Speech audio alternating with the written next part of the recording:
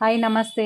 ಇದು ನೆನ್ನೆ mini blog ಆಗಿರುತ್ತೆ. ತರಕಾರಿ ಬೇಕಾಗಿತ್ತು ತೊಗೊಂಬರೋಣ ಅಂತ ಹೋದರೆ ತುಂಬ ಜನ ಮತ್ತು ಅವರೆಕಾಳು ಸಾಂಬಾರು ಕೇಳ್ತಾಯಿದ್ರು. ಹಂಗಾಗಿ ಅವರೆಕಾಯಿ ತೊಗೊಂಬಂದು ಬಿಡಿಸ್ಬಿಟ್ಟು ಅದನ್ನು ಬೇಯಕ್ಕಿಟ್ಟೆ. ಸ್ವಲ್ಪ ಆಲೂಗಡ್ಡೆ, ಒಂದು ಸ್ವಲ್ಪ ವೈಟ್ ಬದನೆಕಾಯಿ ಇತ್ತು, ಅದು ಮತ್ತು ಟೊಮೆಟೊ ಹಾಕ್ಬಿಟ್ಟು ಬೇಯಕ್ಕಿಟ್ಟಿದ್ದೀನಿ. ಈ ಕಡೆ ನಾನು ಮಸಾಲ ರೆಡಿ ಮಾಡ್ಕೊಂಡಿದ್ದೀನಿ. ಮಸಾಲ ರೆಡಿ ಮಾಡಿಕೊಂಡು ಕುದಿಯೋಕ್ಕೆ ಅಂತ ಇಟ್ಬಿಟ್ಟು ಒಂದು ಕಡೆ ಅನ್ನಕ್ಕೆ ಇಟ್ಕೊಂಡಿದ್ದೆ. ಅನ್ನ, ರಸಮ್ಮು, ಮಜ್ಜಿಗೆ ಮತ್ತು ಚಪಾತಿ ಊಟ ಇರೋರಿಗೆ ಚಪಾತಿ ಊಟ ಕೊಡಬೇಕು, ಮುದ್ದೆ ಊಟ ಇರೋರಿಗೆ ಮುದ್ದೆ ಕೊಡಬೇಕು. ಆಮೇಲೆ ಸಾಂಬಾರೆಲ್ಲ ರೆಡಿ ಮಾಡಿದ್ಮೇಲೆ ಸ್ವಲ್ಪ ಈರುಳ್ಳಿ ಹಚ್ಕೊಂಡು ಒಗ್ಗರಣೆ ಕೊಟ್ಬಿಟ್ಟು ಮತ್ತು ಇಲ್ಲಿ ಸ್ಟೌವಲ್ಲಿ ಅನ್ನಕ್ಕೆ ಇಟ್ಟಿದ್ದೀನಿ.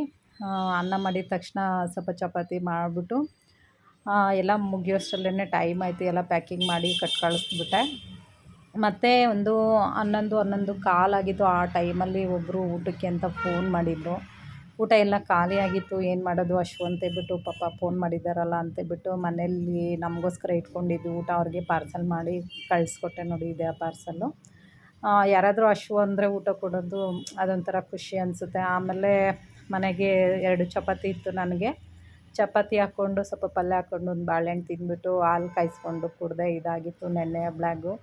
ಥ್ಯಾಂಕ್ ಯು ತುಂಬ ಜನ ನನ್ನ ವಿಡಿಯೋ ನೋಡ್ತಾ ಇರೋದಕ್ಕೆ.